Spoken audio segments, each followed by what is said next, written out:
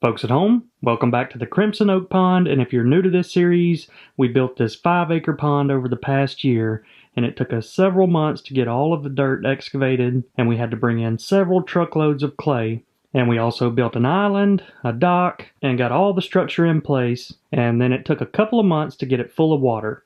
After that, we stocked it with a bunch of bait fish, including bluegills and threadfin shad, and not long after that, we stocked it with these little 2-inch aggressive bass.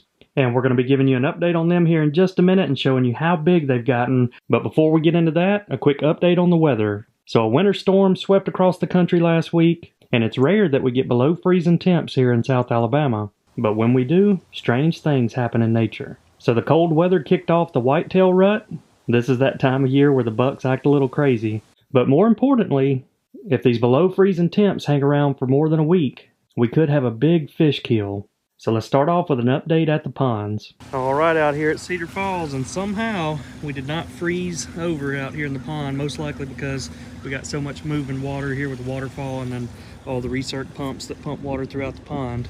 But I'm betting that the water temp got down into the low 40s, high 30s last night. Aquascape actually gave us a smart thermometer. Let's go check it out. I was right, 42.8 degrees. Now the real question is, will the tilapia survive out there with water temps this cold? So while I was adding a temperature sensor to the 5-acre pond, the feeder went off, and I was kind of surprised to see the fish up there actively feeding, because the bluegills and bass get pretty lethargic in cold water, and most pond owners just turn the feeders off. Oh, that's trout. Look how long and slender their bodies are. That's rainbow trout. Yep, sure is. So the trout are out here thriving in this cooler weather. All right, I let this sit for a minute, and the pond temp is 46.7, so that's definitely going to be a problem if it stays like that for the next couple of days, because tilapia can only survive in about 50 to 52 degrees. Anything cooler than that over a few days, they're not going to make it. We had another freeze last night. Temps got down to about 24, and we're finally starting to see the tilapia show up dead. Look at there. We got one cruising right there, just barely moving along. You can see that white little shadow. So we're actually supposed to start getting some warmer weather over the next few days, but man, that's a pretty big tilapia right there. Got another albino guy hanging out right here by the dock. Man, that is a big guy right there. Look at how wide he is. That thing is for sure 5 pounds. But you can see, that's what they're doing to survive, sitting right up here in this shallow water. So after the second night of freezing temps, I started seeing dozens of floating tilapia. But I want to start off by saying that this is not necessarily a bad thing. So outside of Florida and maybe California, almost every other body of water in the US is going to dip down below 50 degrees. And as you can see, the tilapia can't survive. But this is somewhat a way of nature correcting itself. So as you've seen in the pond this past year, tilapia are prolific spawners and will spawn multiple times a week throughout the summer and fall. And this can obviously lead to overpopulation issues. And in some states, it's illegal to stock tilapia out of fears of them taking over the body of water. So while it's unfortunate that these fish have to die, and we'll have to restock them each year, it's nature's way of keeping things in check. And I've also done some research that tilapia can have a negative effect on the largemouth bass spawn because they tend to spawn in the same areas, and that'll create extra stress. So we'll be watching the pond over the next few days to see if any of them survive, but right now it's not looking good. So while the storm was unfortunate for the tilapia, it was a blessing for others, and you wouldn't believe the amount of wildlife that show up to a pond when there's an easy meal. We even had new bald eagles show up that we've never seen. You can see this one's still a juvenile and hasn't developed that fully white head yet. But one of my favorite things to watch was those pesky blue herons. And you can see by the look on his face, he's like, this is almost too good to be true. But most of the tilapia fed on algae throughout the year, and some got up to around 4 to 5 pounds. And as you can see, those bigger fish make it tough on those little skinny necks. He eventually just gave up on it. But the herons weren't the only ones struggling. If you notice in the background, there's an adult bald eagle struggling to carry one of the tilapia away from the pond. And initially, I was wondering why the eagle didn't just eat the meal here at the pond, and then I started thinking about it. It has been nesting season for the eagles, so it's probably trying to carry one back to the nest somewhere. So eagles can typically carry up to 4 or 5 pounds, so this one must have gotten its hands on one of those bigger ones. But after a few failed attempts, the eagle gave up and flew away. But if you'll notice the timestamp, the eagle came back the very next day, probably after a good night's sleep and it was feeling refreshed, and decided to give it another shot. And that's not something you see every day, an eagle dragging a tilapia across a field, with the crows trailing right behind. But he was much more determined today to get this one back to the nest, and eventually managed to make that happen. But the eagles and herons weren't the only ones enjoying this feast. The buzzards came through in droves, and I thought it was funny that there were tilapia dying all across the pond, but they like to group up together and fight over the same fish. And the osprey weren't going to miss out on an easy meal. You can see one of them sitting up there on top of the eagle tower, and just like every other species, free meals bring on the competition. Another one swooped in and ran him off. So I've heard these freezing temps have had a negative impact on the crawfish farmers. So I went down to the creek to set some traps to see if I could catch any, and while I was admiring a few of the mud bugs, I heard some loud splashes and grunting. And pretty much everywhere else in the country, the rut has been over for quite a while. But for some reason, our whitetail rut doesn't happen until late January, and sometimes even February. And Alabama had to extend its deer season 2 weeks into February, because a lot of the hunters were having to miss out on the rut. But the whitetails will literally run themselves into exhaustion this time of year. And I'm not wearing any camouflage, and I'm pretty sure at some point both of these deer see me, because they look right at me. But it's that time of year where they put all caution aside, so they can get the job done.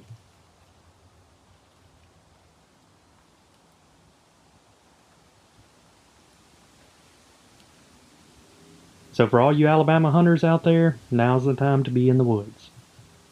So I just got a package in the mail from YouTube, and if you missed our last video, we passed 1 million subscribers on New Year's Eve. So again, just want to say thanks to each and every one of you for making that happen. But now to the bigger question, what should we do with the gold play button? So I want to hear from you all what you think I should do with it. One idea I had is put it in some sort of enclosure and sink it in our new pond that we call Cedar Falls, or maybe even incorporate it into the waterfall area. But I'm sure you guys can come up with some better ideas, so leave me a comment down below, and we'll turn this into a competition. Even if I have to build something, you know we got the talented Mr. Nate Makes that would love to collab with me on it. So leave me those comments down below. I do think it would look pretty cool, watching it from the underwater cameras with the fish swimming all around it. And today's video is brought to you by Beam. If you have trouble going to sleep at night, this could be the perfect product for you. Dream is a cup of healthy hot cocoa with 5 natural sleep ingredients to help you get your best night's sleep. And it targets the 4 stages of sleep and uses melatonin and magnesium, while in stage 1, then L-theanine and reishi help you transition into that deep sleep so you wake up feeling fresh and energized. And it's very simple to make. Just mix 1 scoop of Dream with milk or water about 30 minutes before bed. And they make the mixing an easy job because they include a frother. And our favorite flavor is mint, but they do have a variety of flavors, including cinnamon cocoa, chocolate peanut butter, and caramel. And with Beam, I feel much more energized in the morning, so if you have trouble waking up and are a little sluggish, I'd highly recommend giving it a shot. Dream has no added sugars and only 15 calories in a single serving. And in a clinical study, 93% of participants reported that Dream helped them get a better night's sleep, and they woke up feeling more refreshed. So if you're looking for that high quality sleep, click the link in the video description or scan the QR code and use the code BAMABASS to get up to 35% off. Sleep is important, folks, so it's time to improve the quality of your dreams with Beam.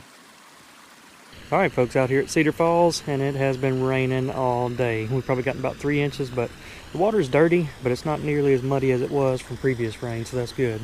But even when it's clear, a lot of the fish that are in here like to hide out in the fish caves. So we're about to go step right over there and catch a couple fish that won't hide. And just a little tip, we're going to be using an ultralight. That'll probably tell you what type of fish we're about to catch. That's a trout hitting the cork.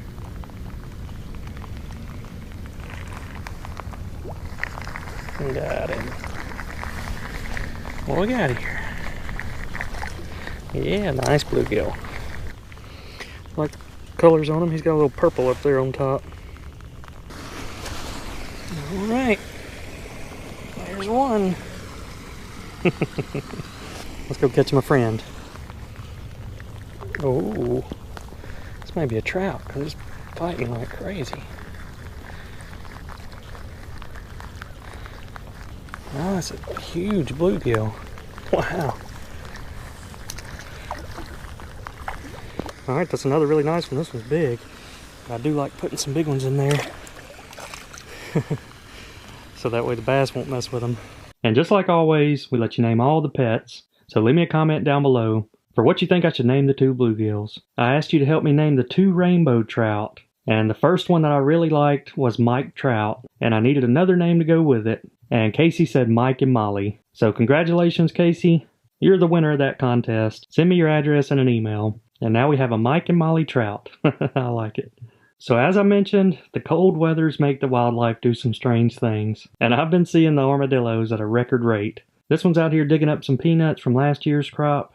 And this is that look on his face when he knows he's been caught. And he's just going to try to ease away without being noticed. And then it's a full-on sprint. But one thing I didn't know was this armadillo was living underneath the deck on the Crimson cabin. And when I spooked him, he went right back to his home and tried to tunnel down even deeper. But I talked him into relocating his home. And he said, no problem, I'm out of here. Alright, it's too tempting. With all the trout, I had to go grab the rod, catch a couple of them, see if they gotten any bigger. Got it. Got a little guy. Nice one. Got one. This one felt a little better. Like that same size. Putting up a fight. These trout are just thriving out here in this freezing cold water. Everything else got lethargic, not these guys. Nice little rainbow. So I don't know if it was the rutting bucks or the winter storm, but something killed one of our cypress trees we planted last year. So there's only one thing to do, and that's turn it into fish structure.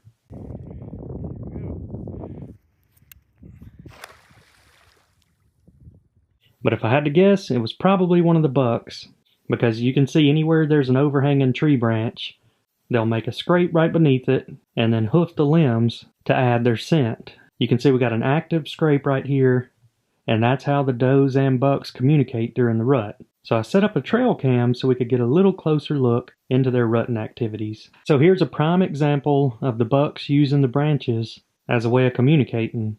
Sometimes they'll chew on a limb or knock it around with their antlers, but most of the deer that come through the area will smell the branch. You can see another buck coming through with hair standing up on his neck, probably from fighting, but stops by and smells the same branch. And then when a doe is in heat, she'll stop by and pee on the scrape. But check out this doe with both ears folded back. And deer aren't the only thing that pee on the scrapes. Got a bobcat stop by to pee on this one. Not really sure what all that was about, other than maybe claiming some territory. Got a young buck passing by, he's on the chase. And our armadillo friend searching for a new home.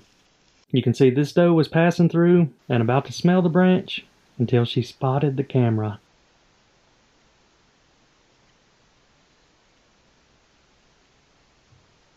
And we've started seeing a lot more bucks, and that's pretty typical during the rut. They're known to travel miles, and basically once they get locked onto a doe, they'll follow her wherever she goes. So a lot of the ones we see year-round, we haven't been seeing, and a lot of new ones passing through. And this buck looks to be a little sore. That's that hobbled run, like he's been running too much lately.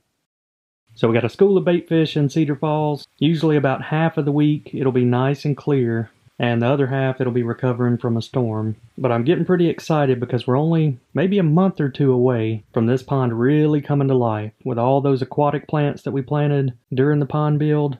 Once we get those lily pads and other blooming plants, it's going to look great. Still, one of my favorite things to do is hang out here at night, and once we get some clear water and some fish that aren't so shy, it's going to be incredible. There's a good overhead shot showing the fish caves and all the structure in the bottom, and if you look right there in the middle in the deep end, you'll see Mike and Molly trout. But the next day we had another storm come through, dirty the water back up. You can see the raccoons been hanging out here in the beach area. But it's time to stock 1,000 golden shiners to make sure Johnny and June and Mike and Molly have plenty to eat. So we're getting them acclimated, and the best part about stocking bait in the cool temperatures is they have a really good survival rate when you compare it to the summertime.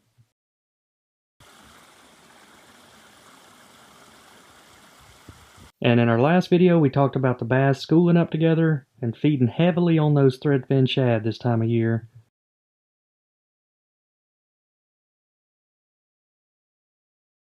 That's always fun to watch. Now let's see if we can get out and catch a few of them. Alright, time to catch some bass, see how big they've gotten. You all know the deal. Every time we catch a bass, we scan it to see if it's been tagged, and if it hadn't, we'll add a pit tag and collect all its data. And I really have no clue on what kind of pattern they're on. A few days ago, the weather was in the teens. Today it's 75. And we just got about 3 inches of rain. So the fish have seen about everything you could see when it comes to weather. So my first catch of the day was pretty unusual because I was fishing off Alcatraz Island.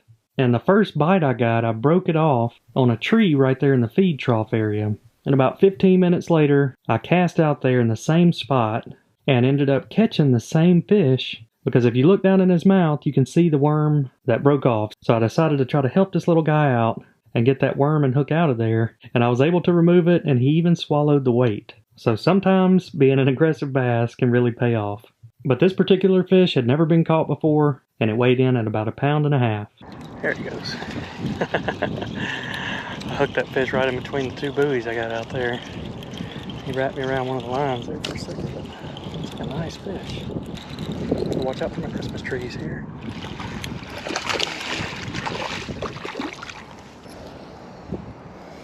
There's a 2-pounder. Let's see if she's been caught. She has been caught. 57.0799, and she weighs 1.96. Alrighty, enjoyed that one. So this fish is named Ukulele, and it's the 4th time I've caught it. And this is pretty much exactly what you want to see. Every time you catch the fish, its weight's increasing and continuing to stay aggressive. Oh, he's got me on. Don't get out of there. There we go. Had to pull him out of the feed trough. That's a nice one. It's a good fish. Not real fat like the other one's been. Might be a male. Alright, this fish has not been caught. Its tag is going to be 570878. And it weighs 1.74 pounds. Well, some of them tilapia survived. That's a big one right there. I don't know if he's going to make it, but he's pretty big. Check him out. Jeez.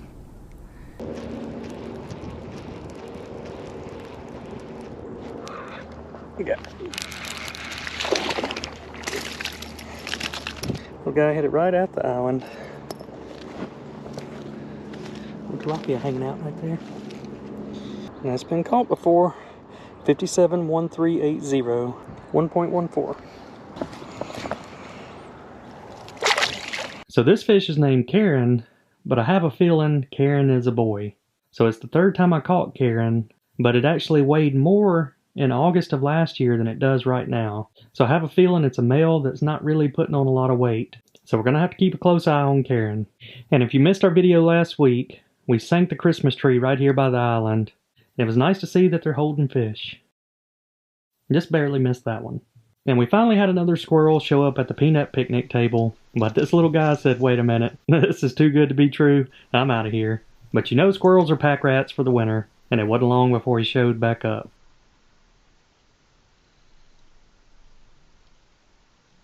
This time he had to take a bite with him. And unfortunately, Mr. Peter Cottontail can't get up on the table. And we got some baby birds up here enjoying the feast. Until Mr. Cardinal stops by. And we got a little bird fight. And this birdie's taking a look and admiring all the options. And decides to go with an apple. And it wouldn't be a feast without our buddy George Jones showing up. And our guy's getting a little old, and is struggling to make it up to the top of the table. But eventually he got there. And some whitetails smell it, but they think it's too suspicious and too risky. And there's a cool shot of the cardinal enjoying the sunrise in the morning and telling me it's time to restock the table. And I love seeing the birds get all fluffed out this time of year. And another bird fight. This is what a squirrel with anxiety looks like. Looks like he's ready to bolt at any given moment. Alright, it's such a nice day today. I went out and caught some blue crabs. We're about to cook them out here on the dock. I'll probably show you guys a recipe. He clamped down on the ice. Also going to throw the crab shells right here off the dock. They'll sink down to the bottom and probably make a good hard bottom for those bluegills to spawn on in the spring. So as I'm cleaning it out, I just dump everything into the water, and the rainbow trout are about to be in for a treat with the crab eggs. But the #1 tip for cooking blue crabs is you have to clean them before you cook them. It's just like a fish.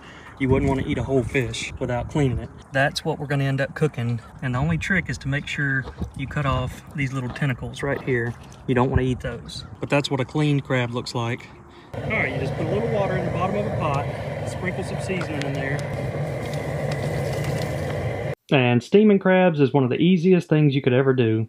You get them all put into a basket, and as soon as your water starts boiling and you see the steam coming off, you add them in. Sprinkle a little bit more seasoning on top, and then as soon as you start seeing the steam come out of the pot again, set a 7-minute timer, and that's it. And blue crabs are pretty easy to catch, and one of the better tasting things out there, so I'd highly recommend trying it out. So now it's time for a taste test. Boop.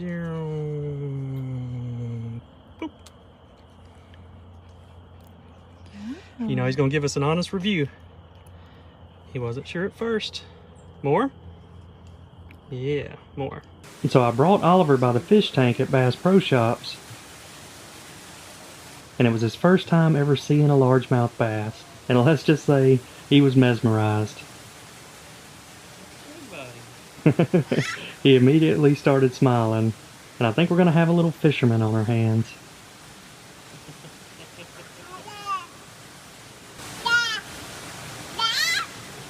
Yeah, you like the bass, don't you? You ready to go fishing? Yeah. Alright, time to feed the deer, and I'm going to do a little something different today. I've always heard that deer love sweet potatoes. So we're going to throw some sweet potatoes out, some apples, and maybe even some apple flavored corn, which I know they love. Well, right here in the middle of the rut, we should see a lot of activity. And we got a couple of bucks squaring up. We may have a fight.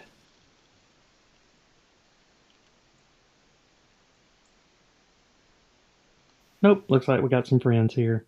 So at first, they were eating the corn, not really sure what to think about the apples and sweet potatoes. But it didn't take long for them to wipe it all out. And then the rutting continued. So I put out another acorn powder mix, and the young buck we call Spike Lee was the first one to stop by. When you watch him eat it in the daytime, it looks like we got a bunch of Rudolph the Red-Nosed Reindeer. And there's one of the young fawns we've been watching all year. He's growing up. But not everyone's so friendly, as this doe was ready to fight. And there's another one of the fawns on the right. You can see the two nubs. So out of those twins, looks like we have one male and one female. The rut's got them acting crazy. And all the bucks are choosing to be friendly rather than violent. Spike Lee found him a new friend. And these are the deer reacting to that bobcat we saw earlier. Can't sneak up on those does. And poor Peter Cottontail missing out on all the food this week. So if you guys recall, we've been seeing a bullfrog in the backyard pond, and I was cleaning the skimmer out and finally caught up to him. And this guy is so big, he could barely roll over. He has done some damage on the golden shiner population this past year. And man, look at that chunk. Alright, back to the pond you go. Now it's time to feed Mr. Tiger.